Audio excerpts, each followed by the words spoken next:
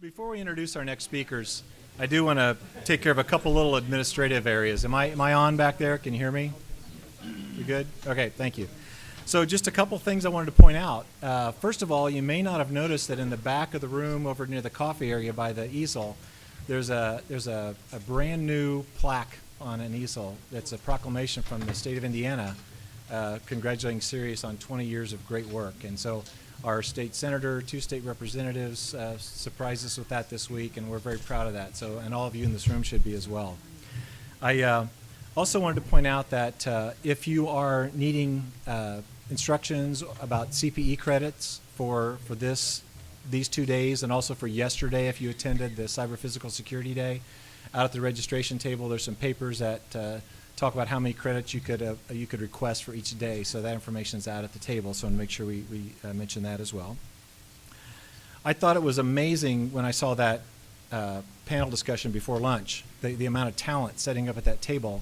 And then I look out over the crowd and I say, there is a lot of talent out at this table as well. I could not imagine the number of years of experience we have. And it kind of brought to my attention that CERIAS is now 20 years old. There are people in the audience who were not born yet when CERIAS was founded. And what I also want to point out was this is the highest registration number we've ever had. We're nearly 400 registrants for this conference, so we're really high on that. And what I wanted to do is, where's my friend Henry Olson? So Henry is a high school student, so I'm going to guarantee that he has not been around as long as CERIAS has. He was also the very first registration to the conference when the site opened up. So Henry, I've got a T-shirt for you. So don't leave without coming and getting your T-shirt for me. Okay, so it's my privilege to introduce 2 great faculty members that are going to talk to you a little bit this morning. I won't go into their pitch at all, but both Saurabh and Shreyas have been outstanding CERIAS members, and they've done some tremendous work, and I think you'll enjoy what they're going to talk about this morning. So I'll just turn it over to them. Thank you, Jerry. Good afternoon. It's great to see so many people here in the audience when you could be outside in this brilliant day doing something more fun.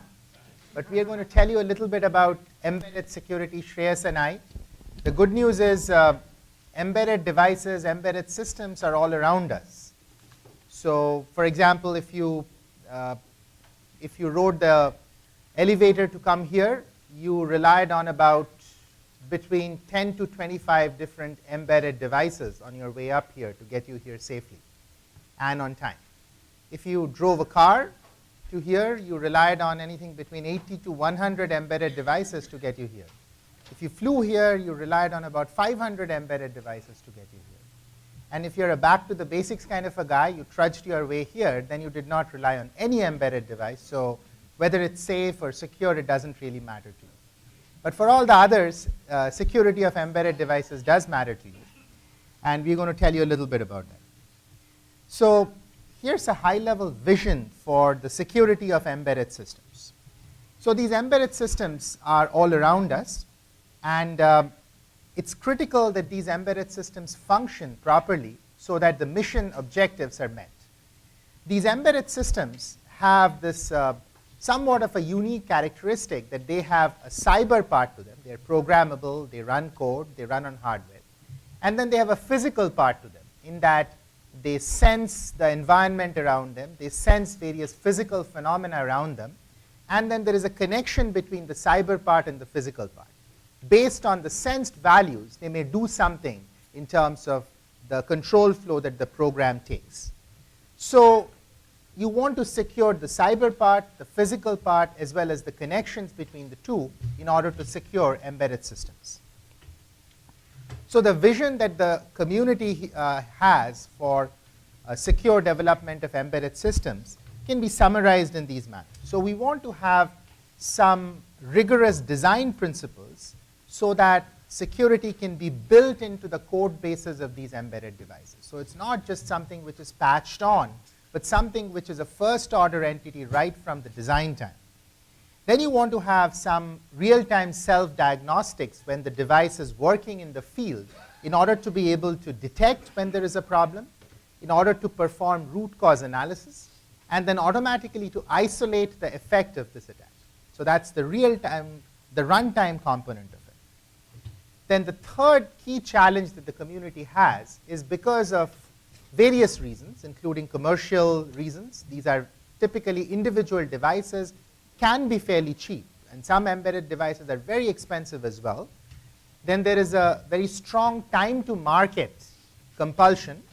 So for these reasons, oftentimes you don't have the luxury of protecting absolutely every single asset that you have in your system.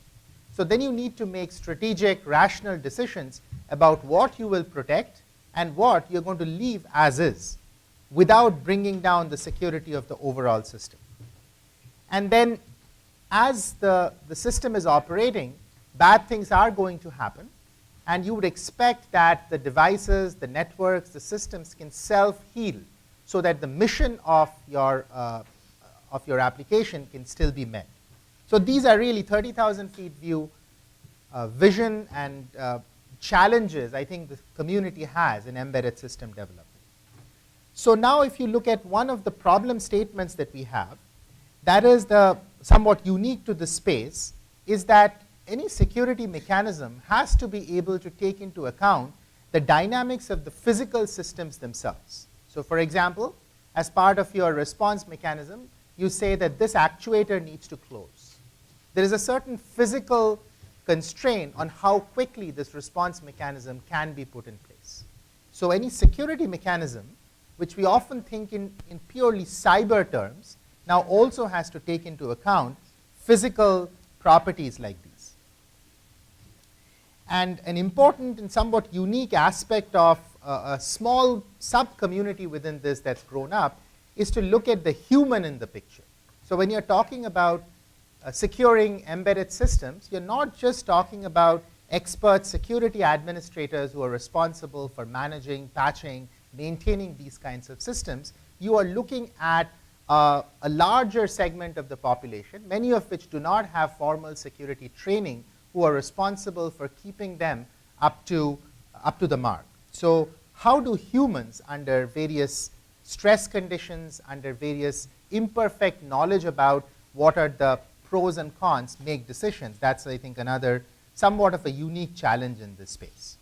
So I'm going to delve one level deep and talk about one solution direction in this space that we and several others in the community are exploring, which is called randomization.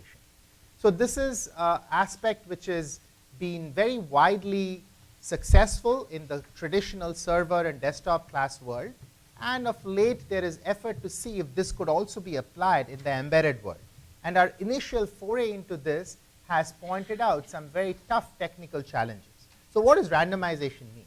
So at a high level, randomization means that anything that can be the target of an attack, you randomize in your specific instance of the device. For example, if the target of the attack could be certain vulnerable parts of the code, you randomize the code so that you don't know exactly where that vulnerable function is going to lie. Okay? So this has the property that you cannot just acquire one device, reverse engineer the firmware, the software of it, and now you can target all the other devices which fall in that family. So randomization has the goal, which it has achieved to a significant extent, that disallows those kinds of attacks. Now, when you try to apply randomization in the embedded world, there are two fundamental problems that you run into. The first is you are operating in a fairly resource-constrained environment, meaning the amount of memory that you have, the amount of flash that you have is much more limited than your server class world. What that means is the amount of entropy that you can gain by randomization is much, much limited compared to your traditional computing devices. The second one is in embedded system operation, there are two key things which you have to take into account when you build security mechanisms. One key thing is you cannot perturb the running time significantly. Then your elevator is not going to reach here in 5 seconds. Okay? And almost as importantly, you cannot introduce too much variability in the operation of your embedded system. So if the elevator takes 5 seconds in one run and 10 seconds in another run, it's not going to fly. So any security mechanism that you build in has to bound the degradation and the variability in resource usage or performance, and traditional randomization does not have this as one of its challenges. So one of our early forays into this was published in Oakland last year, which was, I think, really touching the tip of this iceberg of how do you do randomization and still achieve these domain-specific goals. So this is what a typical embedded software stack looks like. You have a single execution domain, which is root. You have little to no, you have some security hardware in there, which you can configure, but that's trivially bypassable. Just by overwriting one register, you can bypass the protection provided by security hardware. You have a set of sensitive I/O pins, I/O peripherals. For example, when you go to your hotel room and you hold your electronic key card there, then there is an I/O pin which interacts with the door, and then it lets you in if it authenticates. So there are some I/O pins which are sensitive, and any vulnerability can basically write anything to these sensitive I/O pins. And then it's vulnerable to a whole bunch of these control and data attacks, stack smashing, code injection, global data corruption, and there are no defenses against what's called a return-oriented programming attack. This is something that was discovered 10 years ago. People have come up with defenses against it, but embedded systems primarily lack, pretty much universally lack protection like this. Okay, so why is defense hard? So why can't we just simply take the best practices, the best lessons that we have from the server class world and apply them to the embedded world? So part of it is certainly an engineering challenge. The low cost for each device, the large deployed base of these devices, and the time to market, those are sort of semi-technical, non-technical, or commercial reasons. But there are also some fundamental technical reasons into this. One is that oftentimes these run as a single binary image without any separation of privileges between, say, what's an OS or a kernel and what's application level. So this means that a vulnerability anywhere in your software stack can basically make that entire device vulnerable. The second one is that there is a pretty large root of trust which is used, which is assumed in these kinds of devices. Then some hardware mechanisms which are used for providing protection in the server world, like memory management unit or virtualization, are not available in this world. And finally, they have small memory sizes, and as I mentioned earlier, tight constraints on the running time overhead as well as the variability. So one of our solutions is called Epoxy, which I of course won't get into the details, but and you can read the details in our security and privacy paper. But the basic idea there is that instead of having everything run as root, can you automatically create multiple privilege levels in this kind of software and switch between these privilege levels and enforce the privilege levels using available hardware that you have on these devices. So as a result, you basically enforce this very well-known principle in security, which all of you know, is this principle of least privilege. I give the code the least privilege that it needs to operate. And this is the first attempt at bringing this kind of a principle into the embedded world. Now, this would be a segue to what Shreyas is going to present on. So what happens if all this fancy technique that so many of us are developing, you cannot apply that universally at all the devices? Because of cost reasons, performance reasons, you have to pick and choose. Okay? So you can go to the pointy-haired security guru who will tell you, secure these 5–10% of these devices, or you could do something a little more rigorous with this. So our attempt at doing this has been to create like an attack graph, which shows what are all the different paths through which an adversary can get into your embedded system and reach the crown jewel. And then do some kind of an inferencing on this attack graph, which will identify, based on certain threat model and threat perception, which are the devices which you need to secure. Okay? So here's a very high-level picture of an attack graph. You have various attack steps. And then some of these attack steps have attached to them some response mechanism or security protection mechanism. and work that we have done 10 years back in the traditional world and now more recently in the embedded world allows you to use something called Bayesian inferencing to decide exactly to which nodes should you attach these security protections so as to maximize an objective function. And the objective function here is that you don't reach the crown jewel unimpeded. Okay? So anybody who's interested, you can read our papers, talk to us, and I'll hand over to Shreyas for the next part. Perfect. Thanks, Saurabh. Can everybody hear me with this? The back's good? Okay, excellent. Saurabh mentioned he started out by explaining that we're looking at these large-scale interdependent cyber-physical systems consisting of multiple stakeholders who are all responsible for securing some part of the system, the assets that they manage. And so in the second part of the talk, we're going to be taking sort of a higher level picture and looking at it from the perspective of these different stakeholders and trying to understand how do we systematically and rigorously reason about the decisions that these stakeholders make to invest in security. Where do they invest in security? They're often operating in a distributed or decentralized manner. They don't necessarily talk to each other. And so what kinds of outcomes can arise there? And in particular, how do human biases impact the security decisions? Okay, so this is work that's done with Saurabh and Professor Tim Kaysen, who is in economics. And so we're going to be bringing together ideas from game theory and behavioral economics and psychology to be trying to understand some of these issues here. So just a brief kind of primer on game theory, just to make sure everybody's on the same page. Many of you are probably quite familiar. So game theory considers scenarios with multiple decision makers, or also known as players. Okay, and each player has an available set of actions that they could take. And each player gets a benefit or a cost that depends on the action that they take and the actions that the other players take. Okay, the fact that your benefit or cost depends on the actions of the other players is what makes this a game.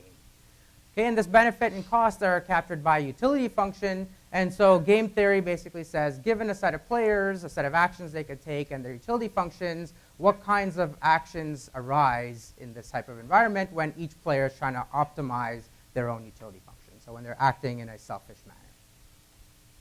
Okay, so classical example is the prisoner's dilemma. Probably many of you are familiar, right? So you have two players in this case, which are the two prisoners. The cops catch them, put them in separate cells, and each prisoner is given two options. You can either remain quiet or you can testify against the other prisoner. And depending on what you do, the amount of time that you serve is going to get impacted. Okay, and so the utilities can be captured via a matrix like this, where in every cell there are two numbers. The first number indicates how many years the first prisoner will serve, and the second number indicates how many years the second prisoner would serve under those actions. So if both prisoners remain quiet, they would both serve 5 years. Okay, so now if you look at this scenario here and you try and figure out what prisoner 2 would do, well, you notice that no matter what prisoner 1 does, it's always beneficial for prisoner 2 to testify, right? So they would serve 5 years here, but if they testified, they would reduce their time to 3. If prisoner 1 testified, they would serve 10 years, but if the prisoner 2 also testified, they'd reduce their time to 8. Okay, so no matter what player 2 does, it's always best for player 1 to testify, and vice versa. And so in this case, when they're operating in this sort of distributed decision-making environment, both players end up testifying, and they both get sent away for 8 years. However, you can see that the optimal outcome for both players, if they were to coordinate and agree beforehand, would have been for both to remain quiet, and they would have both gotten away with 5 years. Okay, so this is common in game theoretic settings where selfish decision-making leads to suboptimal outcomes for both players because they're all trying to selfishly optimize their own utility function without necessarily considering what could happen if they coordinated. Okay, so the key concept in game theory that captures this idea is known as the Nash Equilibrium. So this is named after John Nash. And so the idea here is that if you have a set of players playing a set of actions, that set of actions is said to be a Nash equilibrium if no player can benefit by deviating unilaterally when every other player is keeping their actions fixed. Right? So in the prisoner's dilemma, both players testifying is a Nash equilibrium because if I'm testifying, I get no benefit from remaining quiet if the other player is still testifying. Okay, so you can have different types of Nash equilibria. You could have pure Nash equilibria where each player picks a specific action, or you can have mixed where players randomize over their actions. So an example in a security game would be as follows. So suppose you have two players, an attacker and a defender, and there are two targets. Okay, and the attacker has two actions they could take. They could either attack target 1 or target 2. And similarly, the defender has to choose which target to defend. Okay, they don't know what the other is going to pick a priori.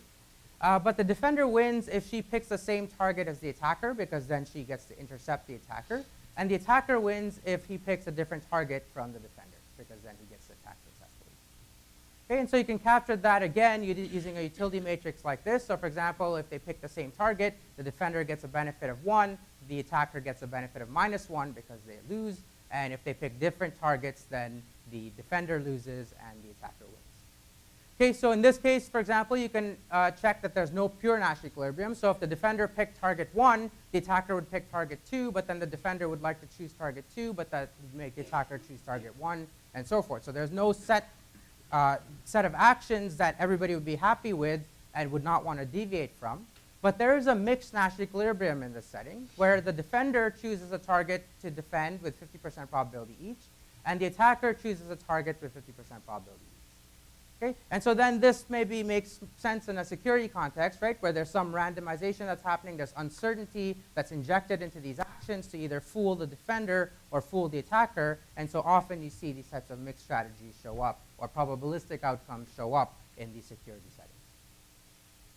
Okay, so that's classical game theory.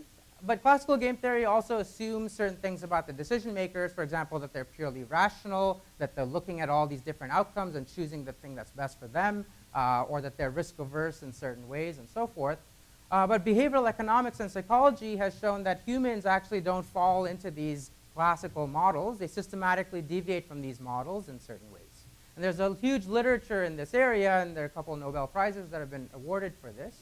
But for example, prospect theory, which is one very common instance of behavioral decision making, posits certain things. So for example, humans perceive values in certain ways. We don't just look at the absolute value of outcomes. We compare them to references. So for winning or losing, we behave in different ways based on that. There's diminishing sensitivity. So the difference between $0 and $1 million feels like a lot, but the difference between $1 million and $2 million doesn't feel as much. Okay? Similarly, loss aversion. If I win $1, I feel like I'm winning $1. If I lose $1, I feel like I'm losing $5. Right? So I don't like losing, and so the same magnitude of loss hurts more than the magnitude of gain. So that's going to impact the way people make decisions. For example, if they're protecting assets that they could lose in their system.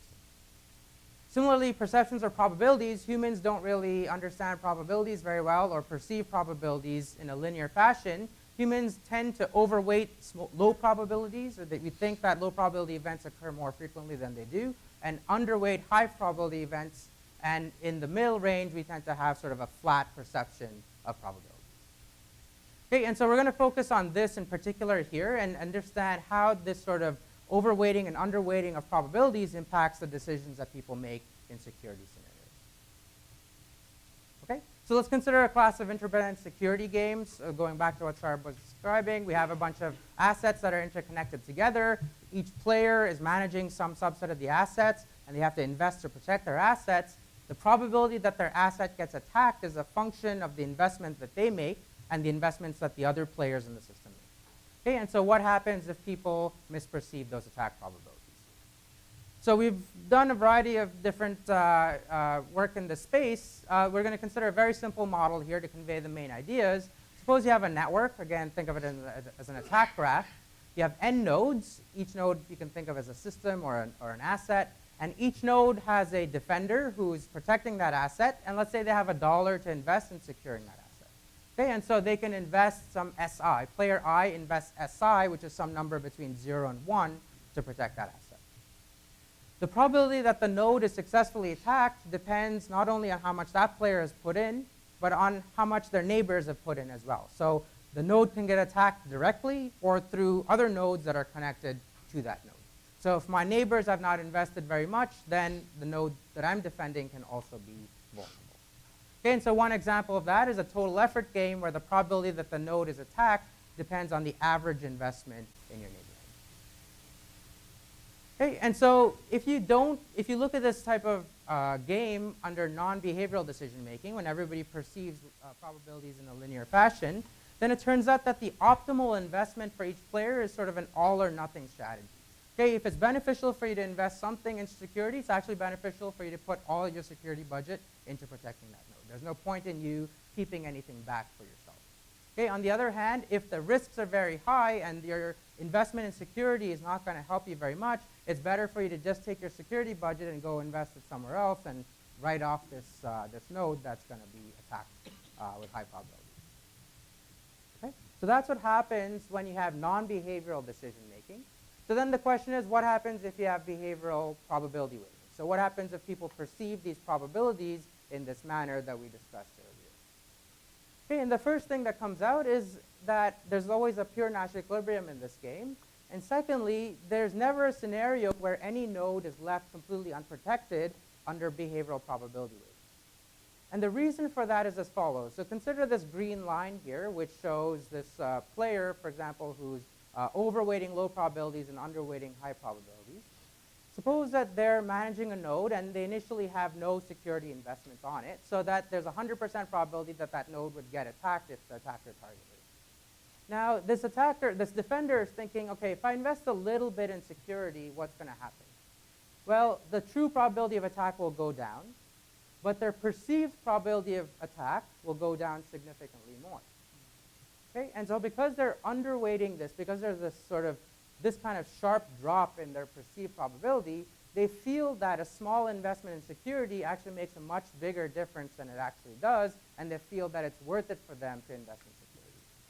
Okay? And so this ends up being a common theme in many of the things that we've seen in our research, and so this sort of helps to prevent these totally open systems. People tend to at least invest a little bit in security. Okay, similarly, is it better to have everybody be probability weighting? And the answer turns out to depend on the environment and the threat scenario. If you're in a scenario where you're in a very dense network and you have many neighbors, so you have a lot of vulnerability, a lot of paths for people to attack you, you have a high probability of attack. Okay, and in that scenario, it's better to have people who have this high probability weighting, because in this regime, they're going to all invest in security more because they feel like they're making a difference. In graphs where each player only has a moderate number of neighbors, they're not facing as big a security threat from their neighbors, so they're in the middle range here, and in that range, they don't feel like security investments make that much of a difference. The green line is a little bit flatter. So in those scenarios, people who have this probability weighting tend to invest less in security than people who perceive probabilities in a linear fashion. Okay, so if you're designing networks or if you're managing a large cyber-physical system and you're trying to figure out, should I train my employees to invest better in security or not, well, that's going to depend on whether you want them to have misperceptions of probability or not. If you're in a high-threat environment, maybe you want them to feel like what they're doing makes a bigger difference and therefore invest more in security. Yes? That explains marketing FUD. Marketing? FUD, fear of the attack. Okay. Any other comments? Questions? Okay, and so we've also looked at, in the interest of time, I'll sort of, just give a high-level overview. You can also think about how do you design the interdependencies, right? So you may not be able to control the individual decision makers, but perhaps you can design the interdependencies between the assets in such a way that when you've deployed this big system and the different stakeholders are managing it, the decisions that they make will actually be okay in terms of the security of the overall system. So what kinds of graphs or interdependency structures are good in terms of minimizing the risk or the number of nodes that get successfully attacked? And the key insight turns out to be that you should collect all your edges in as few nodes as possible. So essentially, edges and interdependencies are what lead to risks because you have security attacks that are going through different nodes. And so if you concentrate all of that risk on a few nodes, you essentially write them off and you leave the other nodes to be as independent of the other nodes as possible. Okay, so this doesn't account for the fact that maybe you want interdependencies because there's functional dependencies and so forth, but if you're just trying to minimize risk, this is what you would sort of expect, and the math also spits this out. Yes? Would this finding also contribute to sort of people's gut instinct of creating, say, bottlenecks where they can perform security investment? Yeah, excellent. So what we're doing right now is ongoing research where you're looking at exactly these types of questions, particularly more complicated attack graph scenarios where you can think about bottlenecks. And interestingly enough, we are seeing that if you have behavioral decision making, the rational thing to do is to invest in bottlenecks and protect your system. The irrational or the behavioral weighting thing that comes out of this is that people tend to move investments away from bottlenecks because, again, they feel like they're making bigger differences elsewhere. There are very interesting things that are coming out of that. Okay, so I think with that, we've basically looked at a variety of different issues pertaining to embedded system devices and large-scale cyber-physical systems and decisions at the higher level involving humans and what impacts behavioral decision-making can have. And we'd be happy to take any questions at this point. Hi, I'm Jim Graham of TrueSecure SCADA. I have an observation and also a question about part one of the talk. My observation is, as a guy that's out there protecting real-life systems, the goal of self-healing, real-time adaptation, and reconfigure to achieve mission objective is a goal that's way off. There may be some contractors selling the government systems. They claim will do that. I'm here to tell them it probably doesn't really work. So the real goal there should be to minimize mean time to fail, okay? You want to, as rapidly as possible, identify where the failure is, what the nature of the failure is, and give some guidance to human operators to repair, okay? So that should be the real goal there, not self-healing. Self-healing may be next century or something, but not now, not even close. I'm sorry, meantime to recover, meantime to repair. Yeah, thanks, sorry. So I completely agree with that sentiment. Good. And those bullets came almost directly out of a DARPA proposal. Yeah. So DARPA likes these grand vision Yep. kinds of things, as you would And imagine. we all know where DARPA's thinking is, okay. So the question is whether or not you've looked into SEL4. It appears to me that it would handle some of the things that your Epoxy system does. And I'm here to tell you also that we use that in our commercial products that we produce in my company. So it is a real thing. It's public domain available, and it really enforces a lot of the things you mentioned. So we have looked at it, and it's a great code base for us to build on. The one challenge is that some classes of embedded devices they lack some of the hardware features that you would need to run SEL4 on it. So there is that trade-off. Very good point. I mean, it is available on a limited number of processors right now, but they are expanding that. So it's a very interesting research, both parts. And regarding the, sorry, I gotta look back at my notes. Regarding the first part, one thing that you said that I thought was very interesting was the notion of runtime diagnostics or monitoring of the system to be able to detect failures, compromises, et cetera. And what I hear sometimes from, say, control system vendors and stuff like that is, hey, that costs money. What should I monitor and what can I afford not to monitor? So I think that might be an interesting angle for both parts of this research. Is given that this is, in effect, an imperfect knowledge game, where does having extra knowledge or perfect knowledge help, and where does it not help? Yeah, no, I think, and these are exactly the things that we're currently looking at, which is especially in these interdependent settings, we've been finding, for example, that having heterogeneity in terms of the knowledge can have a big impact in some cases beneficial, in some cases not.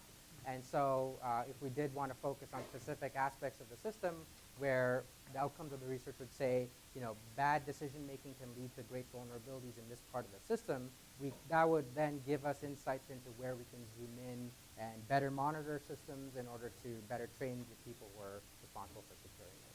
Yeah, those are exactly the outcomes we're looking for.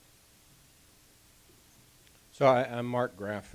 I've been involved for a long time in trying to encourage vendors to improve the security of their products, and it occurs to me that there's a couple of ways in which this work relates to that. You might be interested in looking into it. You talked about cyber defendants making risk decisions. I think also, and this goes back when in the 90s I was in charge of product security for Sun Microsystems, the vendors are making decisions all the time about whether they should invest more in security, more in product features. And I think it'd be interesting to look at the game theory involved in how they make those trade-offs. The other thing, though, maybe it's even more interesting, is I was also involved in trying to promote the collaboration between vendors to improve the joint security of their product. And I think it's very, very interesting about looking at it from a vendor's point of view. Do they share information about perhaps security flaws in their designs with their competitors in order to jointly improve the state of the art? So I think it's very interesting and might be good to pursue. Absolutely. Yeah, and both are actually themes in ongoing work that we have. How do you defend under partial knowledge models?